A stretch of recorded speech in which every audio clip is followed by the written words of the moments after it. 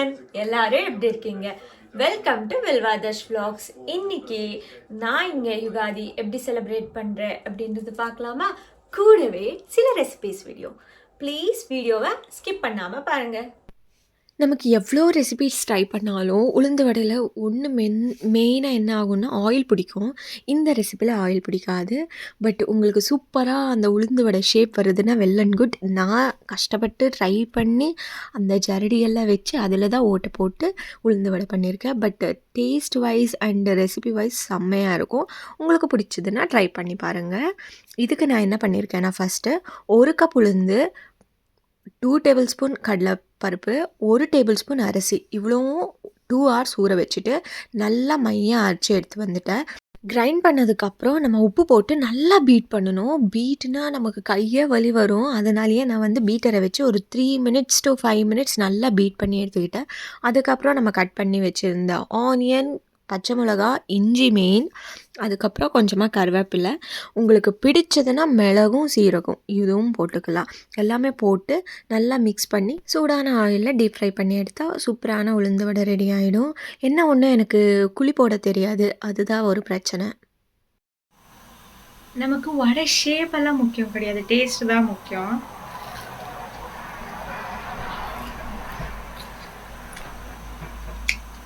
கிறிஸ்பியாக இருக்குது, சூப்பராக இருக்குது. ஆனால் என்ன, எனக்கு ஷேப் தான் வருது. இட்ஸ் ஓகே, டேஸ்ட் செம்மையாக இருந்துச்சு. இதுக்கு சாம்பார் பண்ணாமல் எப்படி? ஈஸி 1 pot சாம்பார் எப்படி பண்ணுறதுன்னு பார்க்கலாமா? இதுக்கு இட்லி, தோசை, வடை எல்லாத்துக்கும் சூப்பர் காம்பினேஷன். நான் இன்றைக்கி இங்கே 1 கப் பாசிப்பருப்பு, கொஞ்சமாக மசூர் தால் எடுத்திருக்கேன். ஒரு 2 டேபிள் ஸ்பூனுன்னு வச்சுக்கலாம். உங்களுக்கு வேணும்னா நீங்கள் தூர் தால் கூட எடுத்துக்கலாம். 1 pot சாம்பார்ன்றதுனால ஒரு குக்கர் எடுத்துக்கோங்க. 2 பருப்பையும் நல்லா வாஷ் பண்ணிவிட்டு, நான் இன்றைக்கி இங்கே இங்கிலீஷ் காய்கறி தான் எடுத்திருக்கேன். நாட்டு காய்கறி இருக்குல்ல, உங்ககிட்ட முருங்காய் இருந்துச்சுன்னா பெஸ்ட்டு காம்பினேஷன், இல்லைன்னா இட்ஸ் ஓகே.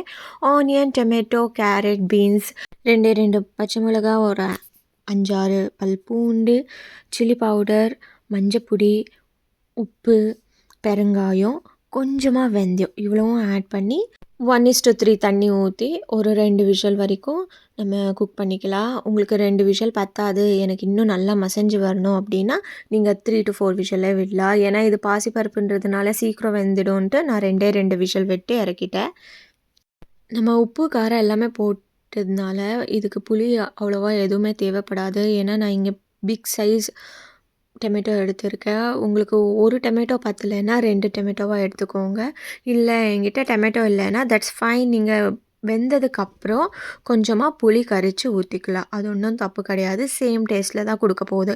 அதுவும் ஒரு எக்ஸ்ட்ரா வேலை அப்படின்ட்டு நான் 2 டொமேட்டோவாக எடுத்துட்டேன். இதுக்கு பேரே நான் சோம்பேறி சாம்பார் தான் வச்சுருக்கேன். ஏன்னா டக்குன்னு ஆகிடும், வேலை எதுவுமே அவ்வளோவா இருக்காது.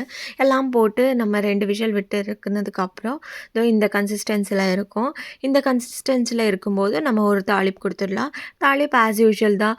நல்லெண்ணெயில் கொடுக்கலாம், இல்லைன்னா நார்மல் ஆயிலில் கொடுக்கலாம், உங்களோட விருப்பம். கொஞ்சமாக கடுகு, கருவேப்பிலை, காஞ்ச மிளகா, பெருங்காயம், இவ்வளோதான். தாளிப்பு கொடுத்திங்கன்னா சூப்பர் அண்ட் டேஸ்டியான சாம்பார் ரெடி ஆகிடும். என்ன மாதிரி உங்களுக்கும் கொஞ்சம் ஸ்வீட்னஸ் பிடிக்கும்னா ஒரு சின்ன துண்டு வெல்லம் ஆட் பண்ணிக்கோங்க, இல்லைன்னா கம்ப்ளீட்டாக ஸ்கிப் பண்ணிவிடுங்க. இதுக்கு சூப்பரான காம்பினேஷன் இட்லி, தோசை, ஆக்சுவலி ஊத்தாப்பம் ரொம்ப சூப்பராக இருக்கும். வடை சாம்பாருக்குன்னே சொல்லி வச்சேன் ஒரு டிஷ்ஷுன்னு சொல்லலாம். ஏன்னா வடையில் போட்டு இந்த சாம்பாரை சாப்பிடும்போது வேறு லெவல்டா அப்படின்னு தான் இருக்கும். எக்ஸாஜரேட் பண்ணுறேன்னு நினைக்காதீங்க. உண்மையிலே ட்ரை பண்ணிவிட்டு வேணால் எனக்கு கமெண்ட்டில் சொல்லுங்கள். எனக்கு சாப்பிட்றதுன்னா ரொம்ப பிடிக்கும். ஸ்பெஷலி தராவரியாக ஒரு டைமுக்கு சாப்பிட்றது யாருக்கு தான் பிடிக்காது? எனக்கு ரொம்பவே பிடிக்கும். அதனாலேயே என்னமோ எனக்கு வடை சாம்பாருக்கும் இருக்கணும், அப்படியே இட்லி சாம்பார் 2த்துக்கும் சேர்ந்த மாதிரி ஒரு சாம்பார் வேணும் அப்படின்னு யோசித்தேன். அண்டு கிச்சனில் எனக்கு ரொம்ப டைம்லாம் ஸ்பெண்ட் பண்ணி அதுவே பண்ணிக்கிட்டு இருக்கிறது சுத்தமாக பிடிக்காது. நான் பேசிக்கலி கொஞ்சம் சோம்பேறி. அதுக்காகவே நான் நிறைய விஷயத்தில் ஹை ஃப்ளேமில் வச்சு நான் சமைச்சிட்டு வந்துடுவேன். அந்த அளவுக்கு சோம்பேறி. அப்போ யோசிக்கும்போது தான் இந்த டிஷ்ஷை கண்டுபிடிச்சேன். ஓகே, நம்ம சூப்பராக இந்த ஒன் பாட் சாம்பார் வச்சுட்டோன்னா வடைக்கும் சாப்பிடலாம், இட்லிக்கும் சாப்பிடலாம், நெக்ஸ்ட் டே வேணும்னா தோசைக்கும் கூட வச்சு சாப்பிடலாமே அப்படின்ட்டு. வடை சாம்பார் ஈவினிங் ஸ்நாக்ஸுக்கு சாப்பிட்டதுக்கப்புறம் நைட்டுக்கு இட்லி தான் பண்ணியிருந்தேன். இட்லினாலே எனக்கு எப்போவுமே என்னோடய சைல்ட்ஹுட் ஸ்டோரி தான் ஞாபகம் வரும். ஏன்னா இட்லியை நான் பயந்து பயந்து சாப்பிட்டு இருக்கிற ஒரு டைமெல்லாம் இருக்குது. என்னடா இட்லியை பயந்து சாப்பிடுவியானா? ஆமாங்க, நான் சின்ன வயசில் இருக்கும்போது எங்கள் சித்தியோட இருந்த எங்கள் அம்மாவோட சிஸ்டர், அவளுக்கு வந்து அவ்வளோவா இட்லி கரெக்டாக பண்ண தெரியாது. இப்போ சூப்பராக சமைக்கிறாங்க. அப்போ அவங்களுக்கும் கல்யாணம் ஆன புதுசு, அவ்வளோவா இட்லி பண்ண தெரியாது. இட்லி கல்லுன்னு சும்மா காமெடிக்கு பண்ணுறாங்கன்ட்டு கிடையாது, அவள் உண்மையில கல்லாக தான் பண்ணியிருந்தா. சாப்பிடுன்னு உட்கார வச்சுட்டு அவள் குளிக்க போயிட்டா. நான் அவள் வர்றதுக்குள்ளே அழுகிறேன், ஏன்னா அது கல் மாதிரி இருந்துச்சு. அதனாலேயே என்னமோ நான் ஃபஸ்ட்டு டிஷ்ஷு கற்றுக்கிட்டது இட்லியை சாஃப்டாக பண்ணுறது எப்படின்னு. இதுக்கு சூப்பரான ரேஷியோ என்னென்னா 4:1. 4 இட்லி ரைஸ், 1 உளுந்து, இவ்வளோ தான் நான் எடுப்பேன். நம்ம நல்லா அரைச்சி ஆஸ் யூஷுவல் உப்பு போட்டு நல்லா பொங்க வச்சதுக்கப்புறம் ஒரே ஒரு டேபிள் ஸ்பூன் நெய்யை மாவுக்கே போட்டு நல்லா மிக்ஸ் பண்ணிவிட்டு இட்லி போட்டிங்கன்னா சூப்பராக வரும். கண்டிப்பாக ட்ரை பண்ணிவிட்டு சொல்லுங்கள். உங்கள் எல்லாருக்கும் தெரிஞ்ச மாதிரி நான் கர்நாடகா. ஸோ கர்நாடகா எங்களுக்கு வந்து யுகாதி தான் நியூ இயர். இப்போது April 14 தமிழ்நாட்டில் எப்படி நியூ இயர்னு கொண்டாடுவீங்க, அதே மாதிரி யுகாதி ஹப்பா தான் எங்களுக்கு வந்து கர்நாடகாவில் நியூ இயர். ஸோ அதனால் ஒப்பட்டு தான் அதில் famous and most important dish. பேவு பெல்லம் சாப்பிடுவோம். அதுக்கு அடுத்து நீ என்ன சாப்பிடுவ வீட்டில் அப்படின்னா ஒப்பட்டு தான். சின்ன பசங்களெல்லாம் பேவு பெல்லம்லாம் அவ்வளோவா பிடிக்காது. நான்லாம் இப்போ தான் சாப்பிட்றேன். நான் சின்ன வயசுலேருந்து அவ்வளோவா ஒன்றும் சாப்பிட்டது கிடையாது. ஆனால் ஒப்பட்டு எவ்ரி இயர் சாப்பிடுவேன். ஏன்னா எனக்கு பிடிச்ச ஒரு ஸ்வீட்டுன்னா அது ஒப்பட்டு தான். ஸ்வீட்டில் நான் விரும்பி விரும்பி சாப்பிட்றது வந்து ஒரு செலக்டிவ் தான், ரொம்ப பிக் பண்ணிடலாம். அந்த இதில் ஒப்பட்டை ரொம்ப ரொம்ப விரும்பி சாப்பிடுவேன். இது சூப்பர் அண்ட் டேஸ்டியாக எப்படி பண்ணுறதுன்னு பார்க்கலாமா? ஒரே ஒரு ரேஷியோங்க, 1 கப் எடுத்துக்கோங்க, எல்லாத்துக்கும் கரெக்டாக இருக்கும். நான் இன்றைக்கி பண்ணியிருக்கிறது வந்து சன்னா தால், கடலைவேளை ஒப்பட்டோ, கடலப்பருப்பு போலி, இப்படி தான் கூப்பிடுவாங்க. ஃபஸ்ட்டு நம்ம 1 கப் தாலுக்கு 3 கப் தண்ணி போட்டு நல்லா 1 விசில் வேக வச்சு எடுத்துக்கணும். இதுக்கு மேலே போகக்கூடாது. உங்களுக்கு விசிலே வரலைன்னா கூட 18 மினிட்ஸ்க்கு ஆஃப் பண்ணிவிடுங்க. நம்ம வேக வைக்கும் போதே கொஞ்சமாக மஞ்சப்பொடி போட்டு வேக வச்சிடலாம். கரெக்டாக வெந்திருக்கா இல்லையான்னு எப்படி கண்டுபிடிக்கிறது அப்படின்னு தானே யோசிக்கிறீங்க. நானும் ஒரு பிகினர் தான். ஸோ இதெல்லாமே நான் யோசிப்பேன். ஸோ எப்படின்னா, நம்ம இப்படி தொட்டு பார்த்தோன்னா அது டக் அப்படின்னு இருக்கணும். ரொம்ப குழஞ்சிடுச்சுன்னா பூரணம் வந்து ரொம்ப தண்ணி ஆகிடும். ஸோ 1 விசில் விட்டிங்கன்னா பர்ஃபெக்டாக வெந்திருக்கும். நீங்கள் என்னை நம்பி 1 விசில் விட்டு இறக்கிடுங்க. நம்ம அந்த தண்ணியை வேஸ்ட் பண்ணாமல் வச்சுக்க போகிறோம். ஏன்னா அதில் ஒரு டிஷ் பண்ண போகிறோம். ஸோ அந்த தண்ணியை நீங்கள் வேஸ்ட் பண்ணாதீங்க, அப்படியே வச்சுக்கோங்க. இந்த ஒப்பட்டு பண்ணுறதுலையே மெயின் வந்து இந்த பருப்பு வேகிறது தான். இந்த பருப்பு கரெக்டாக வெந்துடுச்சு அப்படின்னா உங்களோட பூரணம் பர்ஃபெக்டாக வந்துடும். இது கொஞ்சம் எக்ஸ்ட்ராவாக வெந்துடுச்சுன்னா கொஞ்சம் தண்ணியாக வரும், கொஞ்சம் வேகலைன்னா பவுடராக வரும். ஸோ பருப்பு வேக வைக்கிறது ரொம்ப ரொம்ப இம்பார்ட்டண்ட். இப்போ நம்ம பருப்பு வேக வச்சு எடுத்து வச்சிட்டோம். இதுக்கு கரெக்டாக அதே 1 கப் எடுத்திருந்தோம்ல, அந்த 1 கப்லேயே 1 கப் வெல்லம் எடுத்துக்கோங்க. 1:1 தான். உங்களுக்கு ஸ்வீட் பர்ஃபெக்டாக இருக்கும். இல்லை எனக்கு கொஞ்சம் ஸ்வீட் ரொம்ப பிடிக்கும் அப்படின்னு யோசிச்சிங்கன்னா 1:1.14 எடுத்துக்கலாம். 1.25 கப். அதுக்கு மேலே தயவு செஞ்சு எடுத்துக்காதீங்க, ரொம்ப ஸ்வீட் ஆகிடும், ஒரு மாதிரி திகட்டுற மாதிரி இருக்கும். அதனால் நான் இன்றைக்கி எடுத்துருக்கிறது 1:1 ரேஷியோவில் தான். 1 கப் கடலைப்பருப்புக்கு 1 கப் வெல்லம் எடுத்திருக்கேன். நான் பவுடர் பண்ணி எடுத்திருக்கேன். கொஞ்சமாக குட்டிக்கிட்டு எடுத்திருக்கேன், ஏன்னா சீக்கிரமாக கரையும்ன்ட்டு. ஒரு 2 டேபிள் ஸ்பூன் தண்ணி விடுங்க போதும், அதுக்கு மேலே வேண்டாம். கொஞ்சமாக தண்ணி விட்டு அது நல்லா கரையணும். இந்த டைமில் நம்ம 3 ஏலக்காய் இல்லைன்னா 4 ஏலக்காய், அவ்வளோதான். அதுக்கு மேலே எடுத்துக்காதீங்க. ஏலக்காய் ஃப்ளேவர் வந்து டாமினேட் பண்ணிவிடும், அந்த டேஸ்ட்டை இது பண்ணிவிடும். அதனால நம்ம அதிகமாக எடுத்துக்க வேண்டாம். வெல்லம் நல்லா கரையும் போது வந்து நம்ம எடுத்து வச்சுருந்த வேக வச்சுருந்த கடலைப்பருப்பை ஆட் பண்ணி ஒரு 5 மினிட்ஸ் நம்ம அதை கிண்டிட்டு இருந்தோன்னா சூப்பராக அந்த ஒரு பாக கன்சிஸ்டன்சியில் ரெடி ஆகிடும். அப்போது ஒரு நம்ம இறக்குறோம், ஆஃப் பண்ணுறோம், அந்த டைமில் நம்ம 1/3 கப் ஆஃப் கோகோனட் எடுத்திருக்கேன் நான் இன்றைக்கி.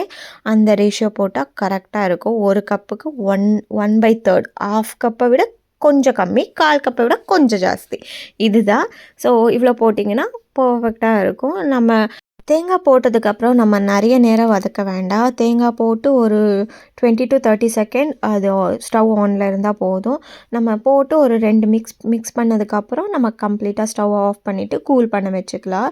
ஏன்னா தேங்காய் போட்டு நிறைய வதக்குனிங்கன்னா உங்களுக்கு அவ்வளோவா டேஸ்ட் நல்லா இருக்காது. அண்ட் தேங்காய் சூட்லேயே எதுக்கு போடுறோன்னா ஸ்மெல் வராமல் இருக்கிறதுக்காக, கெட்டு போகாமல் இருக்கிறதுக்காக தேங்காய் வந்து சூடில் இருக்கும்போதே போடுறோம்.